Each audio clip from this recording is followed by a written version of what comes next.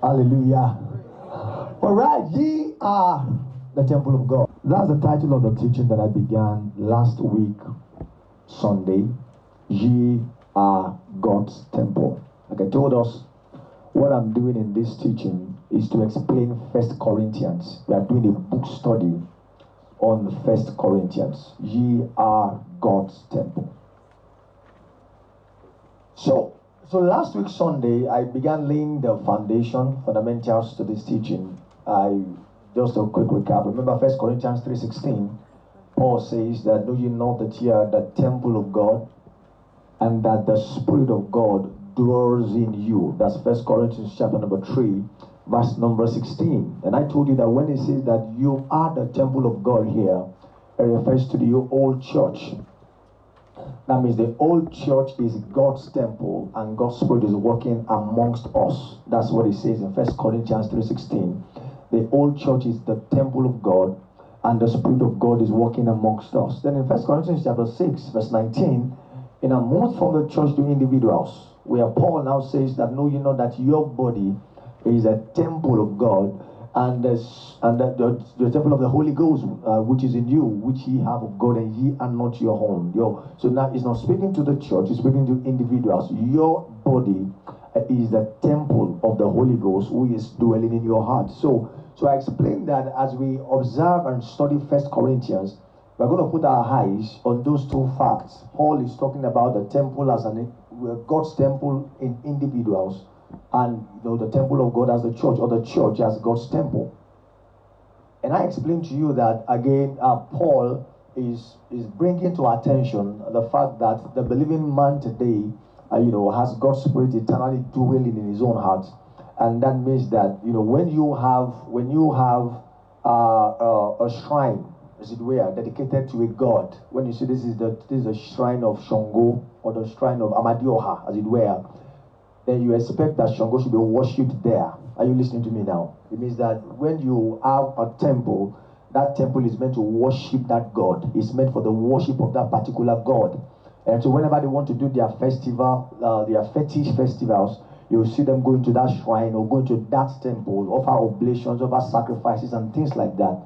And so if Paul talks about the fact that the individual believer is God's temple, he obviously says that God wants to be worshipped in this temple. That's the first thing. God wants to be worshipped in this temple that we have. That means our lives by design is consecrated for the worship of God. Our life by design in the new birth. And I explained all that to you last week in 1 Corinthians 1 and verse 2, when it says the church of the living God is sanctified, consecrated, set apart, from the world unto God. And so it obviously establishes that fact. God's design for my life is for God to be worshipped here. Myself is not to be worshipped. My desires are not to be worshipped. My ambitions are not to be worshipped. My pursuits are not to be worshipped. What ought to be worshipped in this temple is God. The same fact also true of the church. When we gather together also as a church, it means that our church or the church also, is devoted, consecrated for the worship, of God. That's all that I explained, went into details of all that last week Sunday. I'm not going to bother going into it again. So let's go into today's explanations. Now, don't forget where I stopped last week was 1 Corinthians chapter 1, verses 7, 8, and 9, where Paul says that God is faithful. He is faithful, and he says because he is faithful, he is going to confirm you to the end, blameless, as you await the coming of the Lord Jesus. It says that, as you wait for the coming of the Lord Jesus, be rest assured that God is going to confirm you blameless. He says because he has called you to the fellowship of his Son. That's 1 Corinthians 1 verses 7 through 9. God is faithful who has called you into the fellowship of his Son. Don't forget I said what fellowship means to have together. I will remember that. It means to have together with another. It means to share something with another. It means to co-own something with another. That's the word fellowship. And so when the Bible says we have fellowship with God, it means that the things that are of God, are of us as well. The things that pertains to God. Now, of course, when we say that, it's important that you learn distinctions, because you have people who take Bible truths out of the boundaries of their explanation, and then they take it afar. I remember some few years ago, when we used to say, when we sing this, and there is none holy as the Lord, there is none. Don't say that. There's none holy as the Lord. We are holy as the Lord. God has given us His holiness. So as we sing it, He say, we are now holy as the Lord, and we are now beside Him. What's the next? Are you going to rewalk the next? Even now there meant is you are holy as Lord. Holy means, don't forget, holy means what? You are separated. You are set. So when we say God is holy, it means God is set apart as God. That's not your own holiness, though. He is set apart in His place as God. That means there is no other God elsewhere. His holiness is that He is the only God in heaven and earth. Your own holiness is that you belong to God. Hallelujah to God. So learn to mind the line. So when we sing, who is like unto thee, O God, who is like amongst the gods, we are singing of His holiness. Who is like thee, your glorious in holiness, your fearful in praises, doing wonders. So don't say no, we have become partakers together with God because of that. No. So please mind the line. I hope we are together. Good. So when we say we have fellowship with God, we are talking about possessing abilities. Even the ability also still has boundary, because you don't have the ability to save. Are you here now? You don't have the ability to save anybody from sin. It is only God that has that ability. It's part of God's holiness. The fact that only He has the power to save. We are only preachers of His salvation to others. But when you talk about the fact that all the things that He mentions here, the character traits of God, for instance, yes, we have fellowship together with Him in all that. We can be truthful like God. We can be honest like God. We can be committed like God. We can be, we can be pure like we can. All that, yes. The gift of the Spirit, to know and to do and to, all of that is there. So it says that God is faithful by whom you were called. Now, I want to begin by looking at that word faithfulness. Now, when the Bible says faithful, faithfulness actually means fidelity. Not Fidelity Bank, amen. What is that say? Yes, my bank is the bank of the Bible. It means fidelity, commitment. That's what faithful. It means fidelity. It means commitment. It means loyalty to something. So when Paul says, God is faithful by whom you were called unto the fellowship of His Son, Jesus Christ our Lord, is saying that God has a commitment to what He has called you into in His Son. And that is why He had said earlier, He is the one that will confirm you blameless to the end when Jesus will come. God has a commitment to it. God has a devotion to it. God has a loyalty to His work in Christ Jesus. So if in His faithfulness He has called us into that fellowship, He's trying to say that is not a fellowship that you can lose. That means in God's faithfulness, God brings you into a fellowship together with Him. In that faithfulness, He keeps you in that fellowship. He keeps you in that fellowship. Don't forget, like I said last week, we have fellowship together with God by His Spirit. That means the token of our fellowship, the substance of our fellowship, is the Spirit within. So, as long as a man has God's Spirit dwelling in his heart, as long as a man is indwelt by God's Spirit, that man is in fellowship, and that man has fellowship together with God. He says, God is faithful. That means He is going to ensure that nothing violates that fellowship. The sustenance of the fellowship is not in man's hands. The sustenance of that fellowship is not in man's power. It is God that ensures that the fellowship He created stands. And of course, it's why he said in John 14:16, when Jesus spoke about the giving of his spirit, he says, I will pray the Father will give another comforter. The spirit of will abide with you forever. He calls him the spirit of truth, whom the one does not know, because the word cannot receive him, because the word does not know him. He says, but you know him, and he shall abide in you. John 14:16 and 17.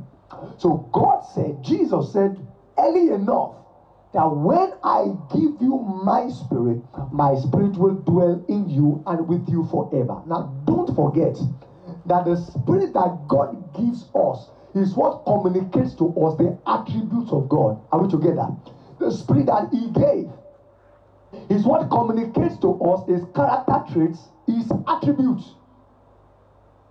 So, if God has given us his spirit, and the spirit that God has given us causes us to reason like God, causes us to behave like God, causes us to do things like God, it means that there is nobody who has that spirit that can ever say or that can ever have an excuse on why he's not doing things that God said he should be doing. Everything that Paul explained from chapter 3 up to chapter 15 takes his life from the fact of that fellowship. So when Paul says, for instance, forget envy, strife, and division amongst you, it should never happen. Why? He says, because in the spirit that God gave you in that fellowship, God did not give you envy.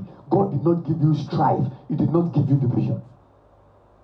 All the things that he talks about all through the book, honor, either in the Christian home or in the local church, he talks about, fidelity. Everything he talks about derives its power from that fellowship. That means there is what God has given to you that enables you to do the things that God says that you should do. We have a song like that we sing, right? The spirit that you gave helps me to do what you say. We are affirming the fact of our fellowship. So Paul says, God is faithful, by whom ye were called into the fellowship of his Son. God is committed to you in that fellowship. God is loyal to you in that fellowship. God has a devotion to you in that fellowship. So follow Paul's reasoning very well. So after Paul said that, I looked at that briefly last week, I'm not explaining more. Paul now says, well, I'm still come to the division much later. Then Paul begins to say, well, some of you say you are Paul, you have Apollo, you have Peter, some of you are of Christ. Then it says, was Paul crucified for you? Why are you people trying to do this and that? Paul begins to talk about his ministry. He says, well, did I baptize anybody amongst you? Yes, I remember. I baptized this guy. I baptized the household of Stephanas and this guy and that guy. Then Paul makes a very important statement. He says, Christ sent me not to baptize, but to preach the gospel. 1 Corinthians chapter 1, verse 17.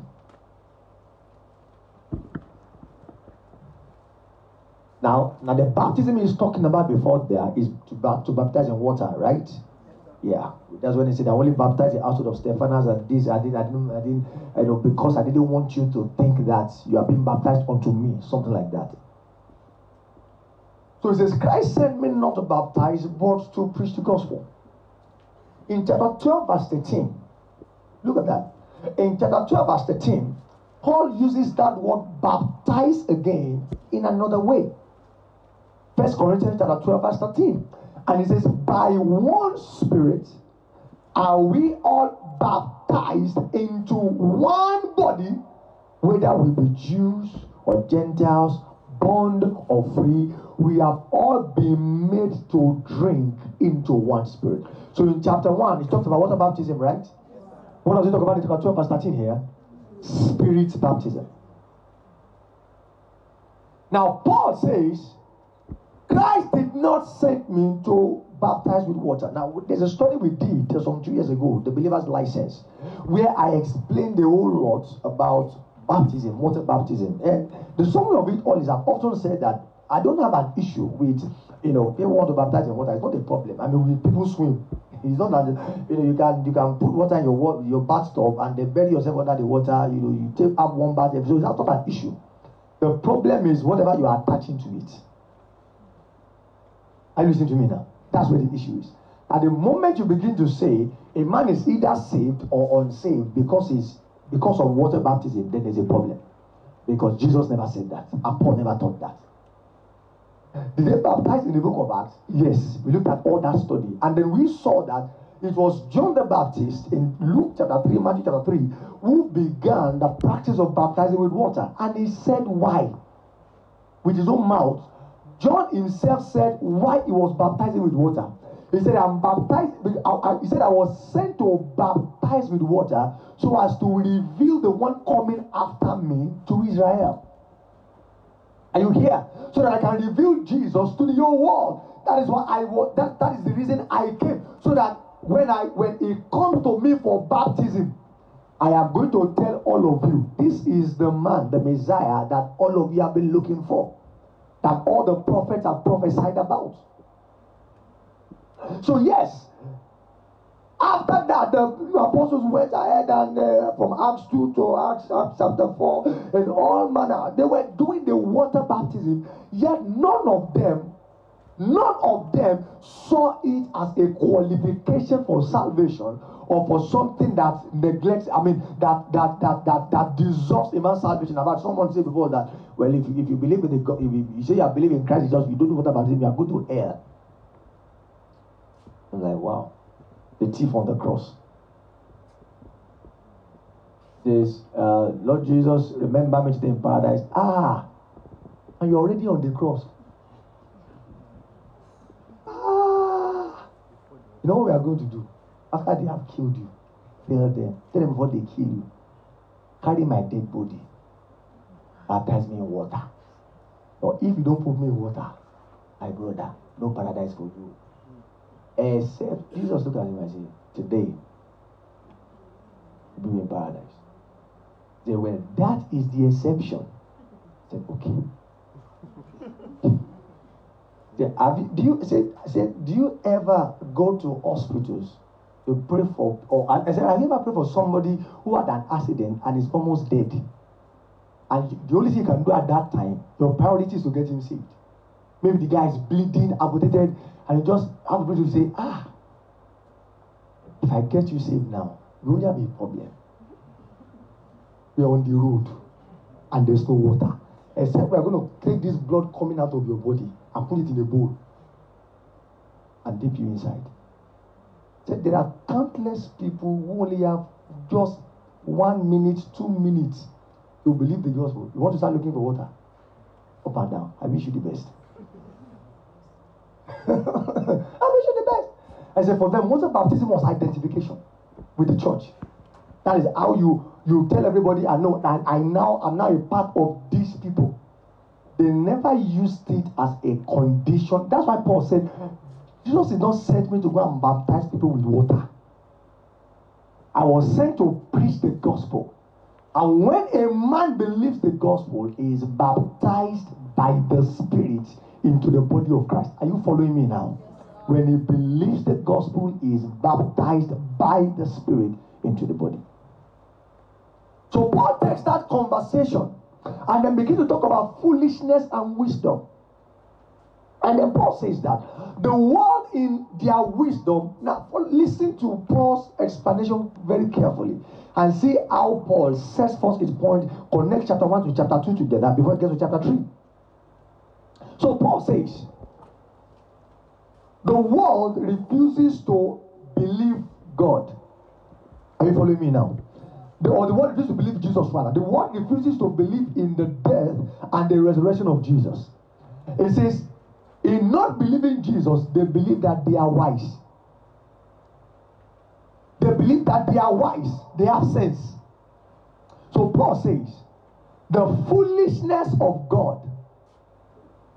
Now, that's a figure of speech. God is not foolish. He's describing how the world sees God. It's just like when an atheist looks at you and says you don't have sense, you are foolish, you are stupid. How can you believe in they told you this thing and you just believe the colonialists just came and showed you one shit story and you just believe it like that? What kind of, they say you don't have sense? It's fine. He says the world looks at what Christ has done and say it does not make sense. How can you say God came, became a man, then they killed him? And then when he rose again, where is he? He's in our hearts. You know, you people are foolish. You don't have sense. I say we agree. You are right. So he says, in the wisdom of God, or in the wisdom of the world rejects. Now, put your mind on the fact that the death and resurrection of Jesus is the wisdom of God. But the world, in their own wisdom, calls that wisdom foolishness. So here we are contrasting between reality and perception. The reality is that the death and the resurrection of Jesus is God's wisdom at work. Are we together? How does the world see that wisdom? They call it foolishness.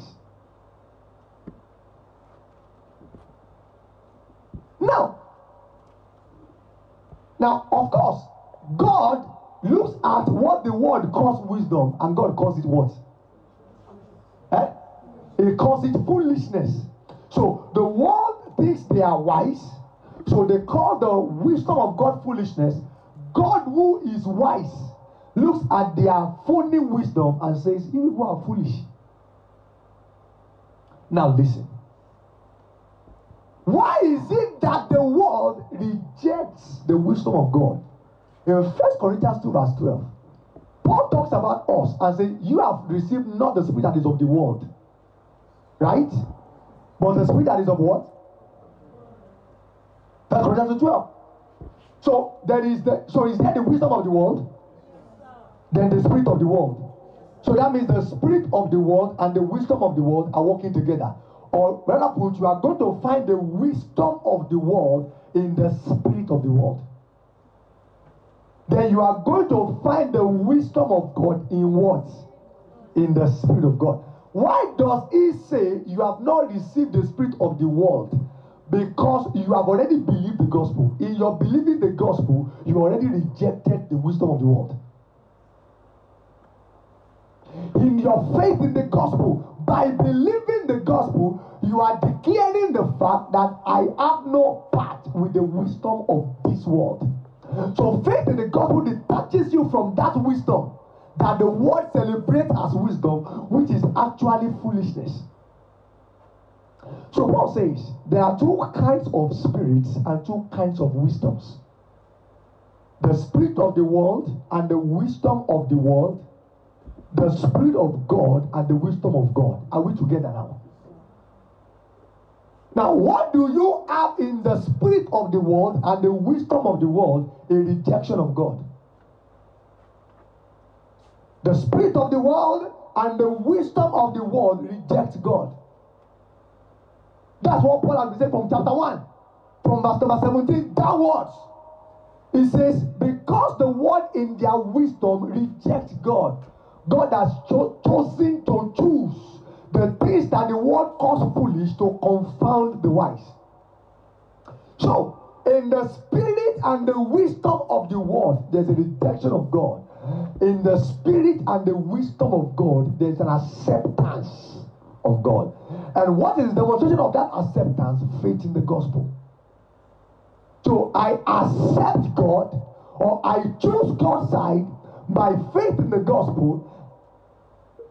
The moment I believed in the gospel, I am affirming the fact that I choose the wisdom of God above the wisdom of this world. The moment I believe the gospel, I'm affirming the fact that I've rejected the spirit of this world and I've embraced the spirit of God. So again, follow the narrative and follow the emotions very well. Before you became born again, were you walking in the wisdom of this world? Yes? Were you indwelt by the spirit of this world? The moment you believe the gospel, did you reject the wisdom of this world? Right? And then you received what? The spirit of God. Okay. let's go to the next step. Now, marrying this is what I said last week about temples and shrines and gods. So, if a particular, okay, I don't think anybody has, does anybody have any history in idolatry? You used to worship idols before? I don't think so. What? Nobody here? Are you kidding me? You're born again from your womb. Nobody, you have never followed anybody to a shrine. No, I ever did Yahoo Plus before. Never done Yahoo Plus. What of Yahoo Minus? None. Are too clean for God. Not to destroy what is destroy shrine. I said to go and take something from the oh. So now listen, this is what I'm coming to. Now you know that different gods have their peculiar incantations, right? Yes, sir. Right, that's what I'm coming to. The fast, for instance, they have what they call Oduifa. Yeah, what is Oduifa? Ben. What? Give me the Odu.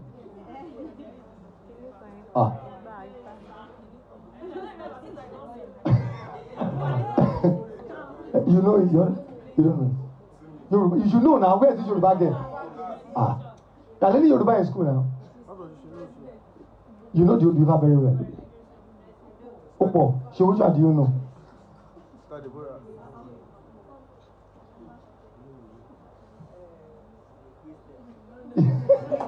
She wasn't paying attention because she was being taught. So listen, so different gods have their own peculiar incantations. Eshu has its own. Shango has its own. You will never find a Shango priest doing Oduifa. Right? Because the gods are different. So it means that gods have peculiarities. Peculiarities that are seen with both their priests and their worship. Peculiarities. Known with both their priests and their worship. If you were to go to Yanapaja now, I see those women who wear white. Are they still there? They are still there. They will tie white this thing like this. And then put one chain upon their neck. And then they carry one again and they will come into you. How many of you have given them money before? Have you given them money before? Before. Money for what? Now, why is it even like that? That is Yeye Osun. It is Osun people, not Osun State people. Because don't implicate all of us. Osun goddess people are the ones who are like that. When you see them tied in white, no shoe. This celestial. So that's a joke. So peculiarities seen with both their priest and their worship. So follow Paul's explanations intelligently. So Paul says, when you add the spirit of the word, eventually we are going to bring this together with Ephesians and see what I explained to you in workmanship of God as the same with what Paul is saying in 1 Corinthians also. The same explanations. So Paul says, when you add the spirit of the word, there were certain things that were known with men who had the spirit of this world that was known with you. And it began with saying the wisdom of this world was your first characteristic. That wisdom was your unbelief in the gospel. That means when you see a man who rejects the gospel, all right, the man is showing you that, this is who I'm serving. The spirit of this world is working in my heart. Clearly so. A man who has believed the gospel shows you the spirit of the living God is who is dwelling in my own heart. But you see, both unbelief and faith are just beginnings in a journey in that spirit. So you have the spirit, but there's a journey you are doing in that spirit. Or put it better, there is a work that you have in that spirit. For the spirit of the world, the beginning of your work is unbelief. The unbelief has younger sisters and younger brothers that are after you in that work. For the spirit of the living God, the beginning of it is faith in the gospel. Then behind faith, there are other qualities, characteristics, attributes that follows you after the faith in the gospel. So, Paul says, we have received not the spirit of this world, but the spirit which is of God, that we might know the things that are freely given to us by God. Pay attention. Backtrack a bit to verses 7 and 8 of chapter 2. We speak the wisdom of God in a mystery. Even the hidden wisdom which God ordained before the world of our glory, which none of the princes of this world knew. For had they known it, they would not have crucified the Lord of glory. But as it is written, eye has not seen, ear has not heard, it has not entered into the heart of man the things which God has prepared for them that love him, but God has revealed them unto us by his Spirit.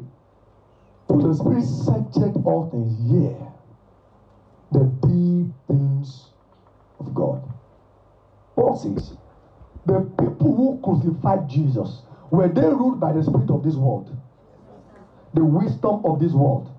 How did they demonstrate that wisdom and that spirit? They crucified him. Why did they crucify him? Paul says they did not know the things that pertain to the Spirit of God. That means that, listen, that means in the spirit of this world and in the wisdom of this world, there is a blindness that a man has towards the things of God's Spirit. Again, in the spirit of this world and in the wisdom of this world, there is a blindness, a covering that a man has. It says in 2 Corinthians 4:4, in whom the God of this world has done what? Blinded the minds of them that believe not, lest the light of the glorious gospel of Christ, who is the image of God, should shine on their hearts. 2 Corinthians 4, verses 4. So, how did I get it now? So, I was explaining blindness. So, there is a blindness that characterizes men who have the spirit of this world and the wisdom of this world. So, what is the first thing that the Spirit of God does to us by faith in the gospel? It does what? So, eye has not seen, he has not heard, neither has it entered the out of man what God has prepared for them that love him. But God has revealed them to us. He has opened our eyes to these things by his Spirit. Are you following the explanation where? So, the Spirit of God opens our eyes to the things pertaining to God. That's the first work that he does. He opens our eyes. And pay attention that when Paul talks about opening of eyes, it's not your koro eyes. Amen? Remember what David says. Open down my eyes, that I may do what? That I may behold wondrous things out of thy Lord. He just say, open my eyes so I can see the letter. I mean, so that I can see, so that I will be able to read what is there. So when it says, open my eyes to behold, what exactly is he saying God should open? Is what? His mind. So the scriptures use of eyes is not the ones on your forehead. It is your understanding, your mind. Paul's prayer in Ephesians 1:17 and 18, that the God of our Lord Jesus Christ, the Father of glory, will do what? Give you what? And revelation in the knowledge of him, so that what will happen? The eyes of your understanding will become enlightened. And what will happen after that? You will know. So God's Spirit opens my understanding to the things of the Spirit of God by faith in the gospel. Opens my understanding to it.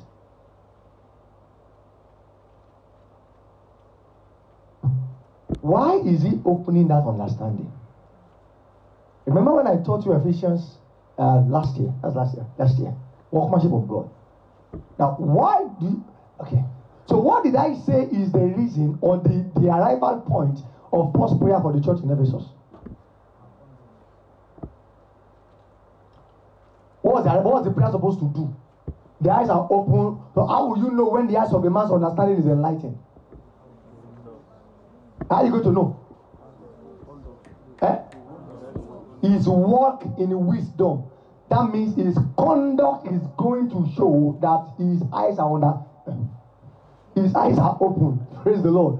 So what is the proof of understanding? Fruitfulness.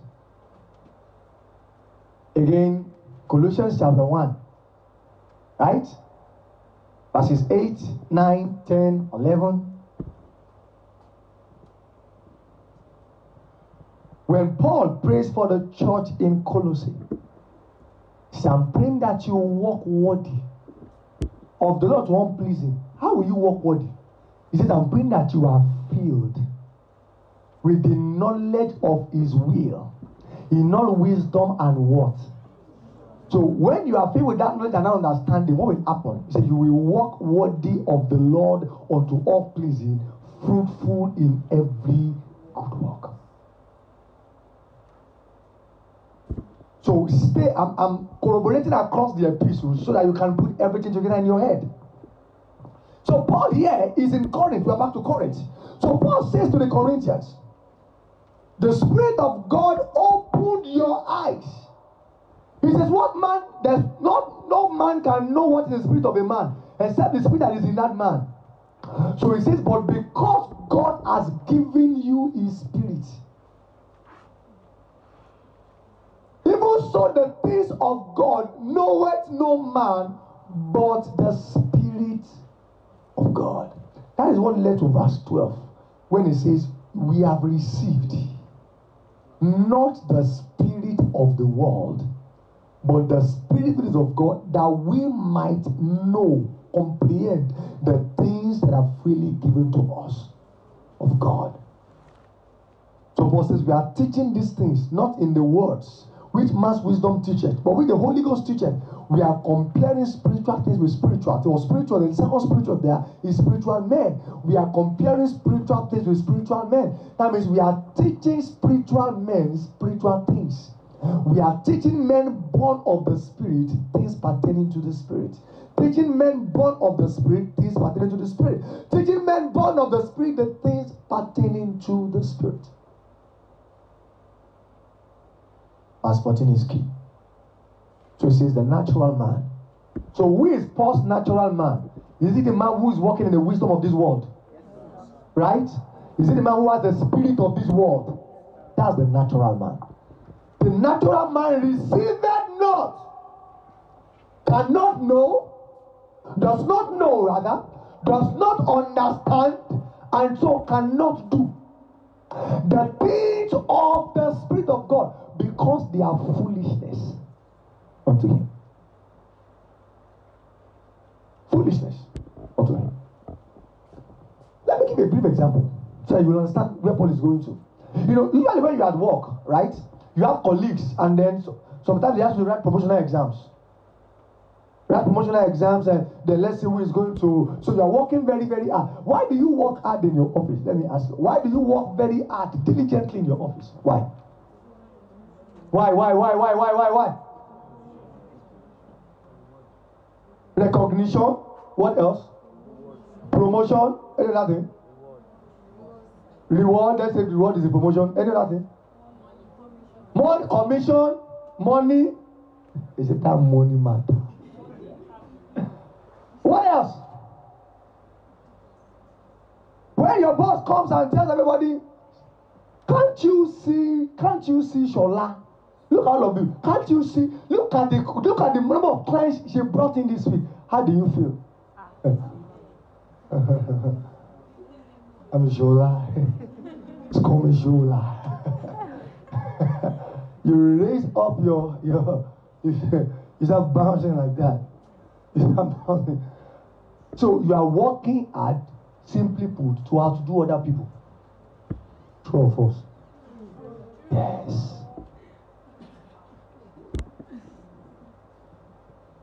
You know how they do when you work hard, is your colleague they promoted.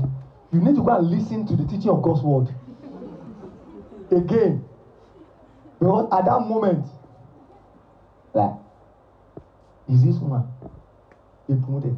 After all the things I've been doing, you have to take the word of God and listen to growing in grace is one again.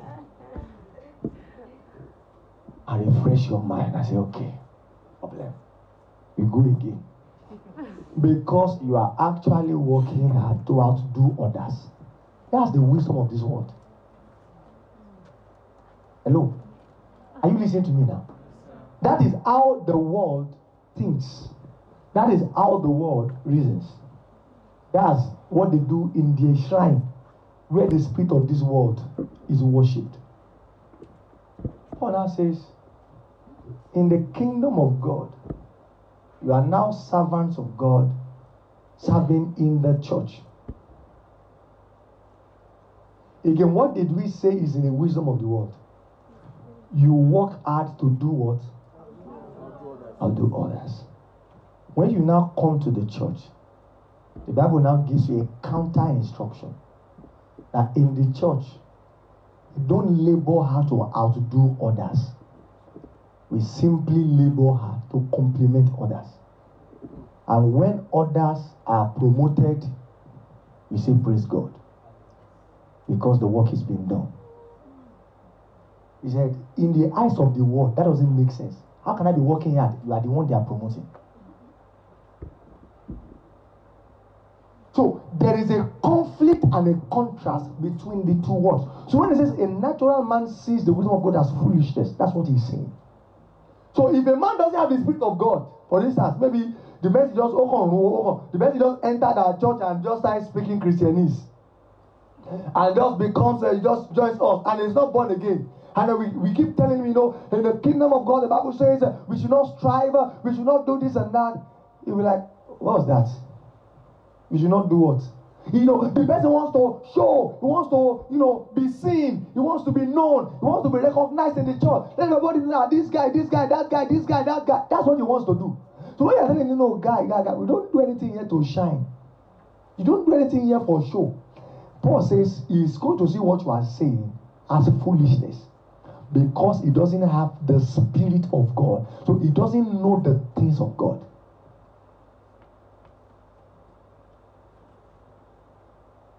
The natural man receiveth not the things of the Spirit of God because they are foolishness unto him. Neither can he know them because they are spiritually. That means you must have God's Spirit to discern them. Must have God's Spirit. So is it that the spiritual judgeth all things, yet himself is judged by no man. Who has known the mind of the Lord that he may instruct him? He now says, we have the mind. So the mind of Christ is the understanding of Christ. The mind of Christ here is the same thing as the man who has the Spirit of God can understand the things of God's Spirit. It means the Spirit of Christ communicates to us that understanding of things pertaining to Christ. So Paul talks about two different kinds of men, right? The natural man, right? Again, what has he said about the natural man? What's the wisdom of this world? As the spirit of this world. So what of the spiritual man? The Spirit of God. What's the wisdom of God? Are we together? Paul now go to chapter 3. Pay attention. Paul now says, brethren. He calls them brethren because they are spiritual. Brethren, I could not speak to you as unto spiritual, but as unto what? He now talks about another group. How will you describe group 3? What is in group 1? Natural man. The wisdom of this world, the spirit of the world, right? Group 2, spiritual men. The wisdom of God, the spirit of God. So, how do you describe Cana?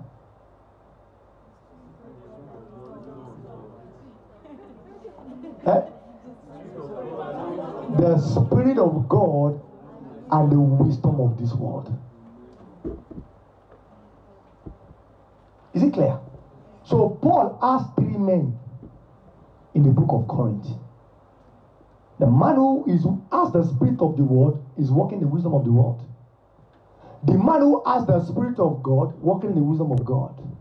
And finally, the man who has the Spirit of God, was walking in the wisdom of this world. The dangerous of all the three is group 3. In fact, the people he uses almost 10, 12 chapters to write about is group 3. Now, hey, you are disguising. You are confusing us. We can see the Spirit of God in you. But the wisdom coming out of you is not by the Spirit of God. It's not by the Spirit of God. And you see, Paul, because of how Paul is, Paul later tells them what their problem was. In 2 Corinthians, I'm trusting God that we can do 2 Corinthians this year, depending on how the year runs out. In 2 Corinthians 6, Paul tells them and says, what agreement does the temple of God what agreement has Christ with Belial? The temple of God and the temple of idols, believers and infidels, light and darkness.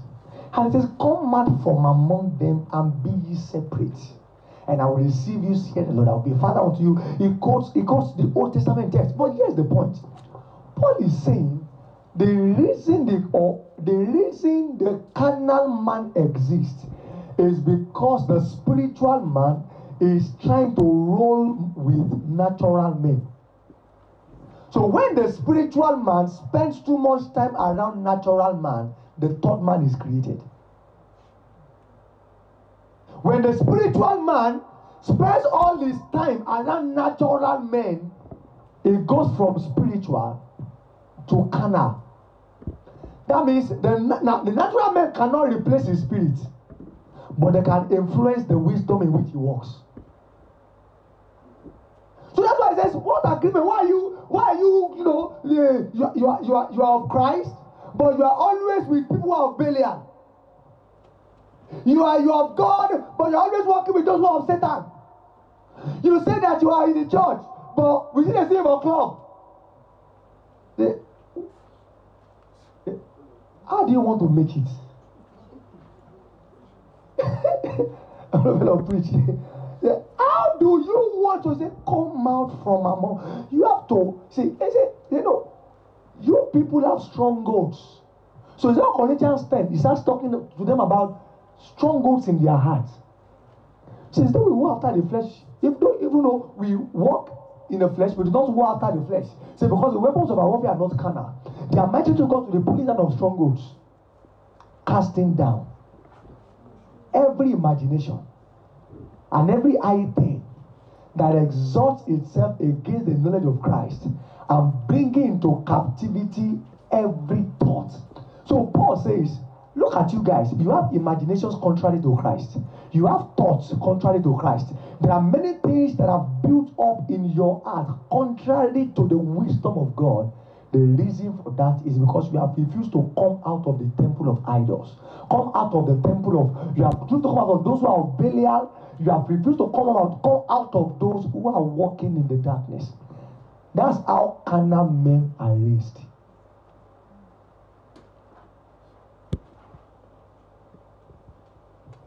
So the carnal man is an hybrid, an unholy hybrid. He is an unholy hybrid. Doesn't have the spirit of this world, but he is walking in the wisdom of this world.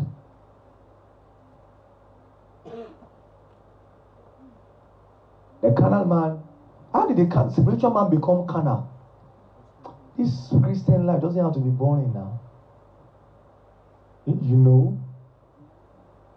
You have to do prayer. Evangelism, follow up. Tongues.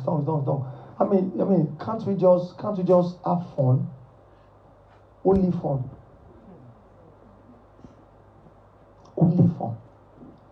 What's the issue? It's not that, it's not that we're not serving God. It's not that it's not that when it's time for church, we'll not go to church, but, but can't we also just, the Bible says that I'm not praying that you take them out of this world. I'm praying that you keep them in this world. So after that, no, you just say I'm praying that you keep them in this world. When the spiritual man wants to marry the natural man, the carnal man is the product. The spiritual man wants to marry a natural. I'm not talking about marriage. I'm using marriage in figures of speech. That's a figure of speech now. That means when a spiritual man enters into a holy matrimony with natural men, the child is a carnal man. Spirit of God, so he's a temple of Shango, but they are doing Oduifa inside the temple. Or is the temple of God, but there. And Subhanallah, Alhamdulillah, Allahu Akbar, Allahu Akbar, Allahu Akbar, Sallu ala bil kareem, sallallahu. We are seeing things pertaining to another God in this step. Imagine that you come to church like that. But THB carries the mic. And the brethren, we are going to pray. Let's start with Fatiha. You say,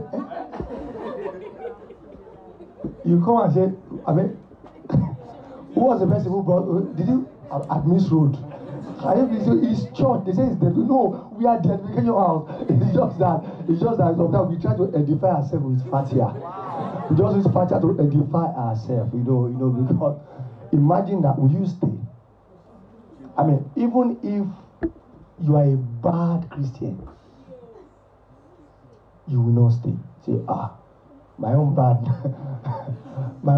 never reached this level. My own man, I just they smoke, man, they drink. Which one be busy me like inside church? I know they do that one. You are not going to stay. That's the picture of a carnal man.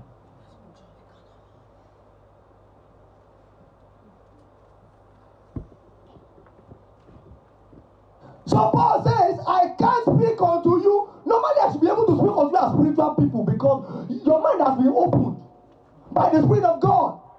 You should know the things of God's Spirit. But I can't talk to you like people because they have messed up your head.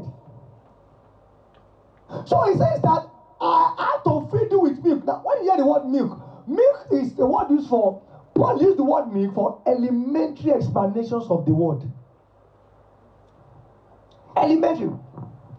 The scriptures, not Paul. Peter used 1 Peter 2 verse 2. In 1 Peter 2 verse 2, Paul talks about the newborn babe, the new believer, the new convert. Desire the sincere milk of the word that thou mayest grow thereby. 1 Peter 2 verse 2. Then Hebrews chapter 5. I think verse 12 or 13 or so. The head of Hebrews also was rebuking the church that he wrote to. Say, at this particular time, you ought to have been teachers. You ought to have known a lot. He said, but you people still need milk. We still have to do elementary, basic explanations for you to understand it. What does he call milk? Everything he has explained from chapter 1, 2, 3, 4. That. Normally, I should not have to start from the scratch again. So Paul says, I now have to start talking to you about wisdom, about foolishness. You have not received the spirit of the world. You have received the spirit that is of God. Because carnality has messed up your head. And it talks about 3 major signs of the carnal man. In chapter number 3, verse 3.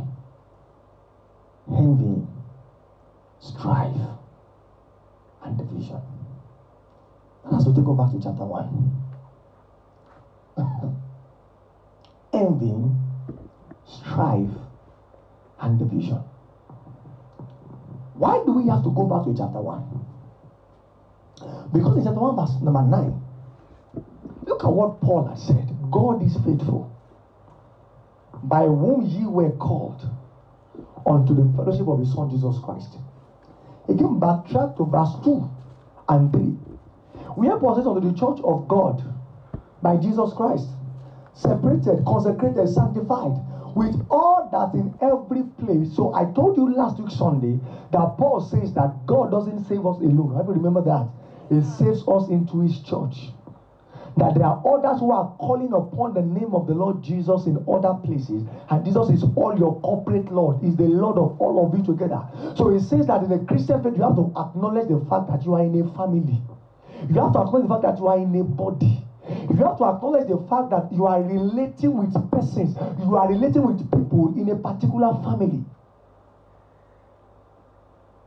What kind of family? Those who have been called into that fellowship together with you. Verse number 8. God is faithful, by whom you have been called into the fellowship of his Son, Jesus Christ. Paul now says in verse number 10,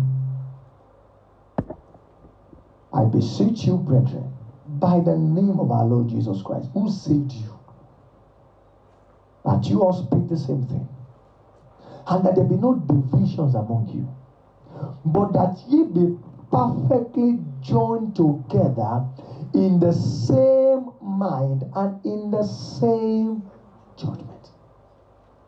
Don't forget what we said. Paul describes as God's attributes. He is faithful, he is committed, he is loyal, he is devoted to that fellowship. That means his church. God has a commitment to his church. Always on the side of his church. Always for his church. He is faithful. That's what he calls his faithfulness. He's committed. He's committed. You can always know he's on the side of his church. You will always find him at that point. He's pro-church. So he now says, because that God is your father, you ought to have the same kind of faithfulness to his church. The same kind. That means the same way God is faithful, you also ought to be faithful. Committed. Devoted. Hallelujah. In his church.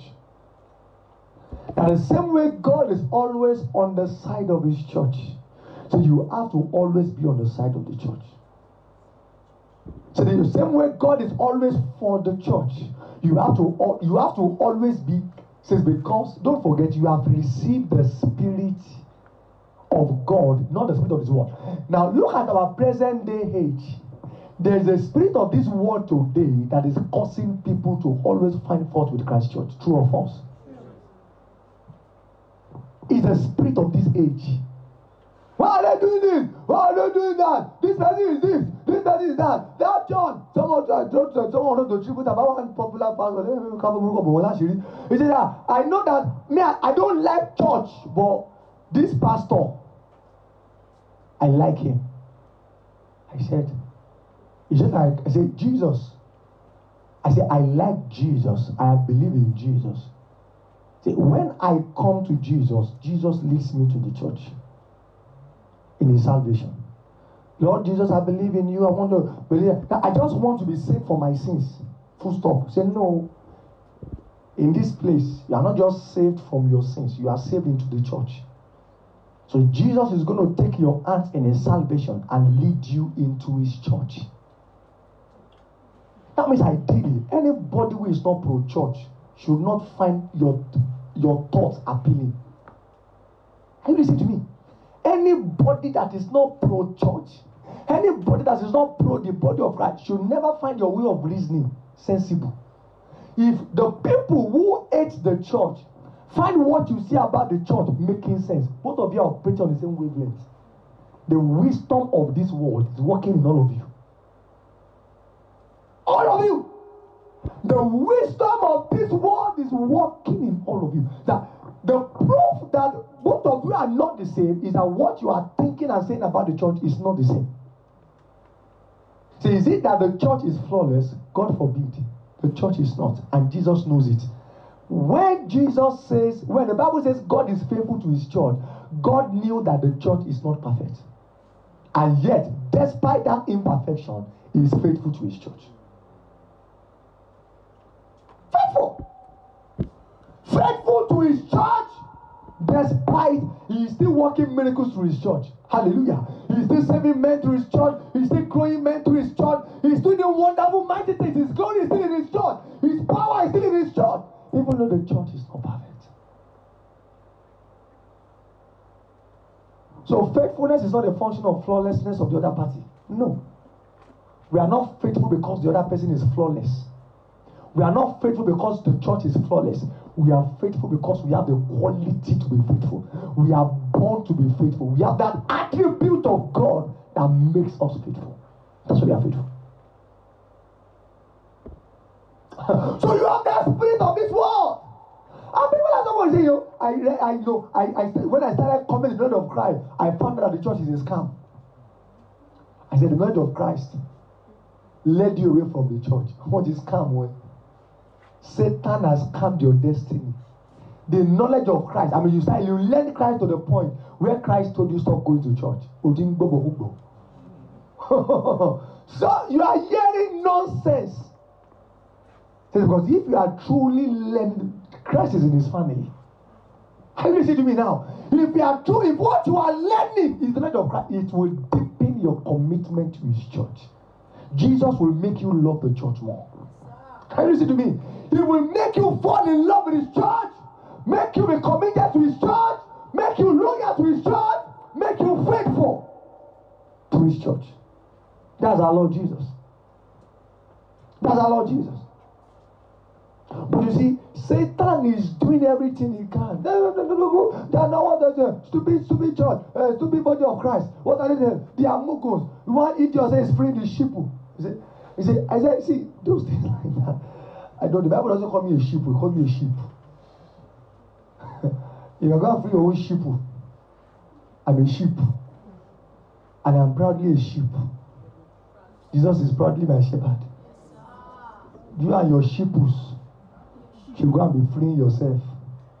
What's his name again? Freeze. You freeze. Even the name.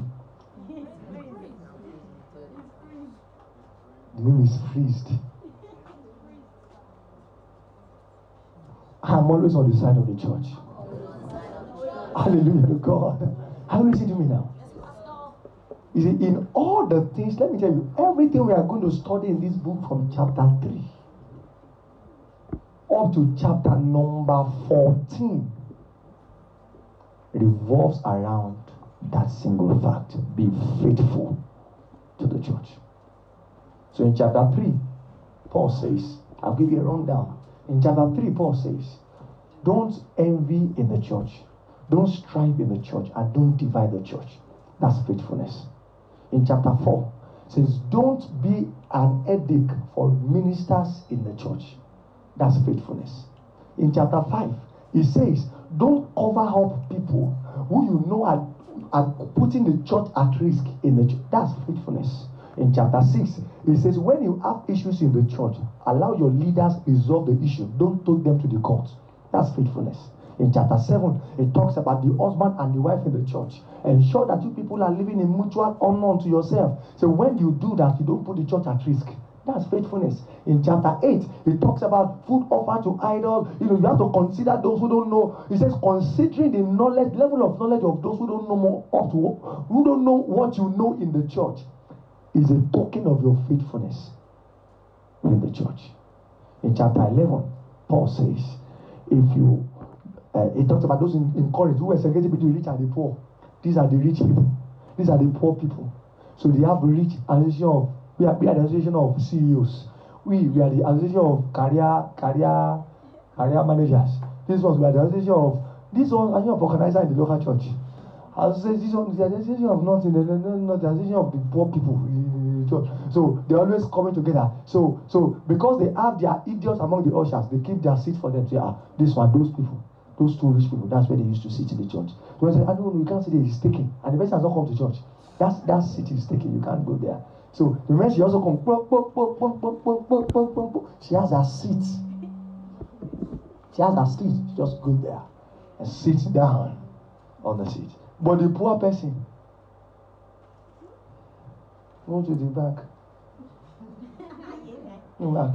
So the one who wears fine suits and he comes there, like, God bless you, you're welcome, you're looking very beautiful, you're welcome to our church. So then because who wears crazy jeans? And I said, please, is this his church? They're like, enter inside now, go and find yourself. Everybody say, fine, just find somewhere and sit down. See, you're not faithful.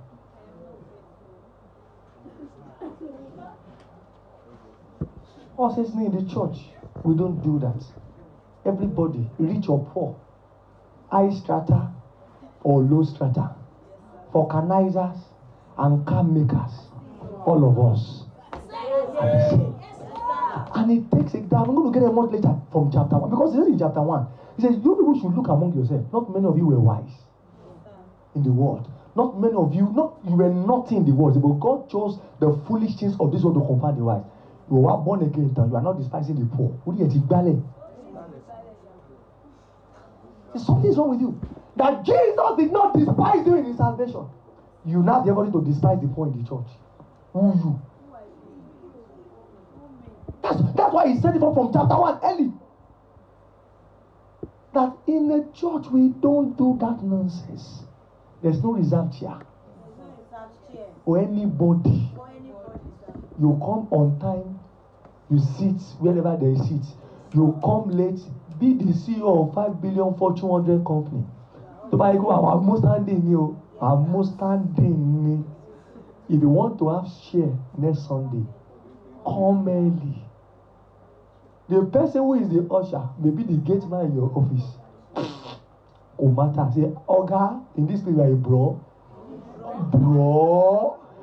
Say, Brother Dave, you welcome to church. There's no more chair. Can you please just stand at the back? So when we sing church on Monday, Oga, Oga, where don't I say, how are you in the church? I know my Oga. Yeah, bro. Are you listening to me now? Paul says that is faithfulness. The work of the Spirit of God and the wisdom of God in our hearts. Are you with me now? Glory to God forevermore. So Paul says, I'm going to come close here. You all should speak the same thing. It means be united in what you are saying. Be perfectly joined together. Now, see, the word is not perfectly joined here. To perfectly joined together is just one word. It's a word used from a fisher's net. You know, when the fisher wants to take his net to go and take fish, they ensure that the net is well mended. Right? They join everything together. Because if you should take a broken net to the sea and you cast it into the sea and they catch fish, multitude of fish, and you bring it up, what will happen to the fish? They go back. That means a broken net is not effective. And Paul says the church is like that net. All of you must be perfectly joined together. Like the net. Perfectly joined together like the net. See, that is the only way for you to be effective as a church. So when it comes to the church of Jesus, our number one quality must be our unity. The greatest sin is disunity in the body of Christ. Greatest sin! The moment whatever you do violates the unity of the church, you are saying you are not on the Lord's side, because the Lord is always on the side of his church.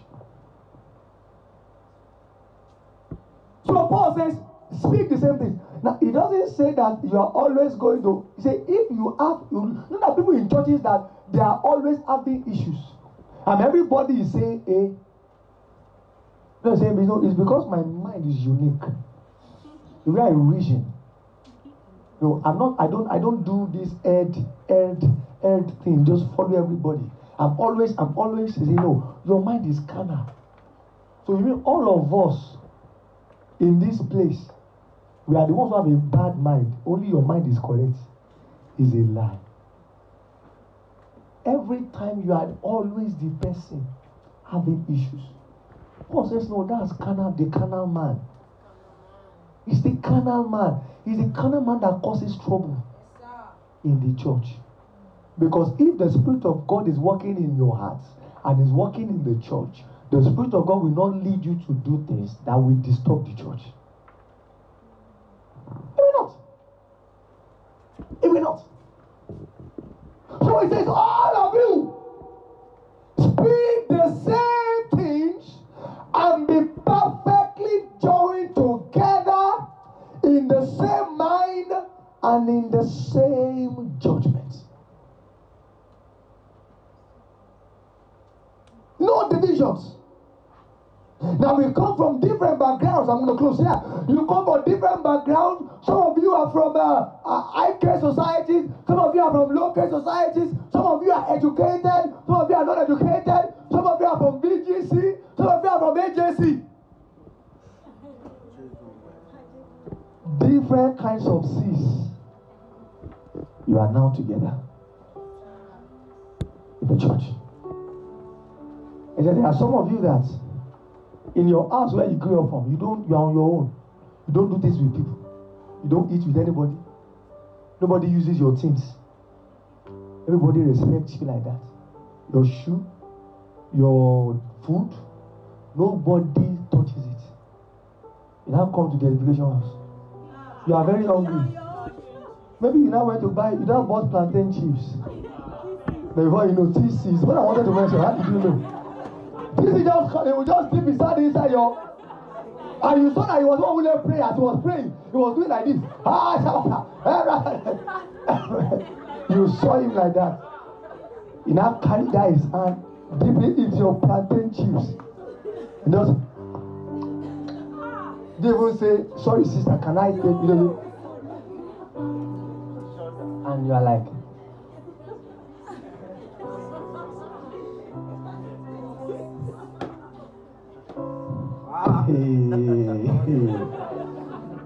show more age me.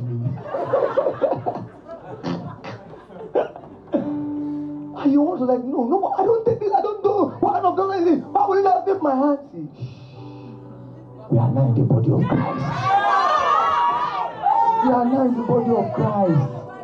Sit down, friend of God. Don't stand up there. See, we are now in the body of Christ.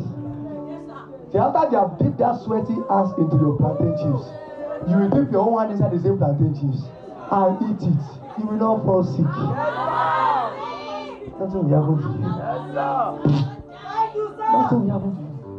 It says you have to recognize that no matter where you come from, no matter how you were trained and how you are raised, how you are, say here we are family. We have things together. And listen, we have things together. Nobody needs to ask your permission. See, it's in the word. It's in the word we say we have to say, see here, we understand that guy. Okay. The point is so I think that there are those who we have to warn because they take it to the next level. Those ones we have to tell them be calming down. You never reach like that.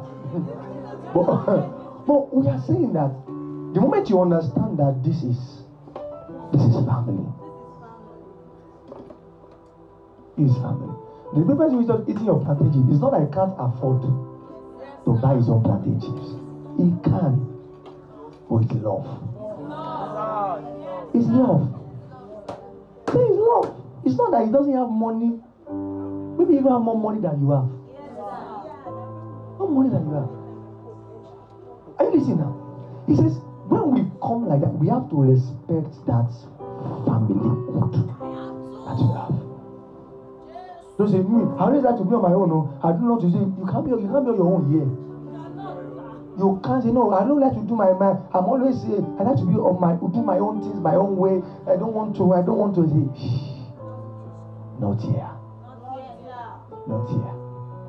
You see, here, when you come for prayer in our globe, if you like bath, before you came and perfume your body and be smelling nice.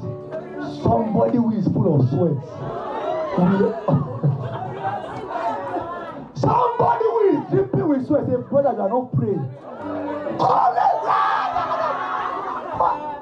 And you say,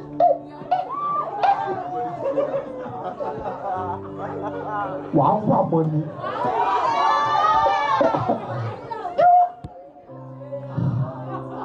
And taking the sweat into your own body.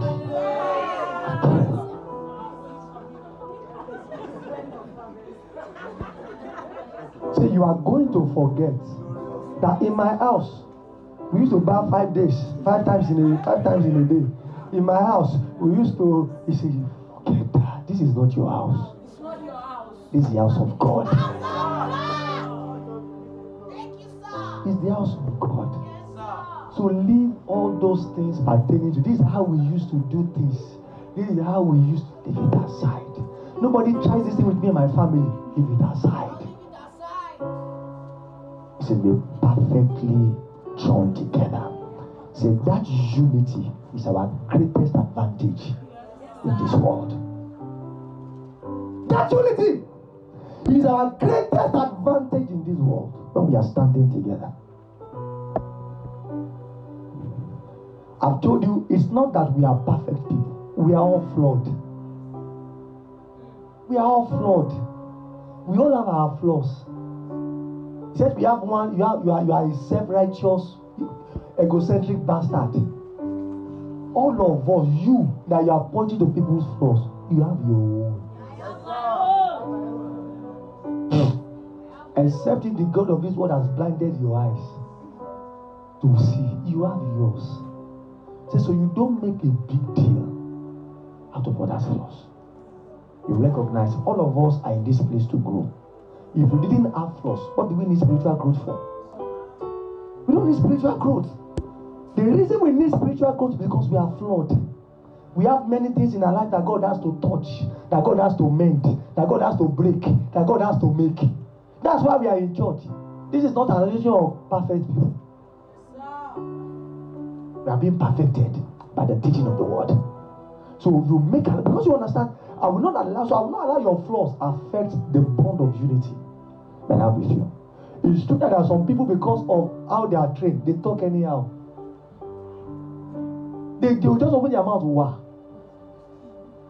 And I'm talking as your man of nonsense. Says because you understand that that's his own flaw. That's our own flaw. She will get better. Because you know that you are not going to say, am I the one you are talking to like that? Do you know who I am? Do you this? See, you don't talk like that. Don't talk like that, sir. See, the person may be very visible, and your own is not visible, but you are all flawed. And God sees your own invisible flaw. You are still praying to Him every day, and He's still faithful to His fellowship with you. So what's your problem? What's your problem? See, I will pray for this person that this is big mouth is under control. I'll make it my prayer point. He's always talking, open him out, wow. I just be saying nonsense, I'll be offending people. So I will make it my, oh God, this is our dear sister. Put control over her tongue for the sake of all of us. Help her to control her tongue for the sake of the church. Because I'm not going to violate the unity of the church because of that. See, there should never be a point or a case where there is somebody in church where I now see you, I lift up your voice, you see the person, and your tongues just stop out of anger. Your brother, no, should never happen. Never. When you do things like that, you are choosing a side, and it's not God's side. God is committed to His church. To His church. That's why Paul calls be perfectly joined together, walk hand in hand as a soldier, as an army. Walk together like that as an army. March to the battlefield together. So when both of you are together, unity terrifies the devil. Yes, sir. Terrifies the devil. The devil can't stand it. The devil cannot stand it. When people stand together by deviantly so, with a stubborn, Satan is scared. Because you know how salvation came to be? The unity of the Father, the Son, and the Holy Spirit. Nothing could stop them. They were together with one mind, with one purpose, with one goal, and they got the job done. So let us listen to Paul. In the temple of God, or as the temple of God, we must ensure that we are perfectly joined together, because the Spirit of God is working in our church. The Spirit of God is doing His work in our church. The Spirit of God is also working in our own hearts also. Hallelujah to the Lord God forevermore. Because God's Spirit is always working, God has called us into fellowship with other saints in the local church, and we will be faithful. See, I will be faithful. Come on, say, I will be faithful to the fellowship that I have with other saints. See, one more time, say, I will be faithful to the fellowship that I have with other saints. One more time, say, I will be faithful to the fellowship that I have with other saints. Let's just take some time and just pray the Holy Ghost. God, help me to be faithful.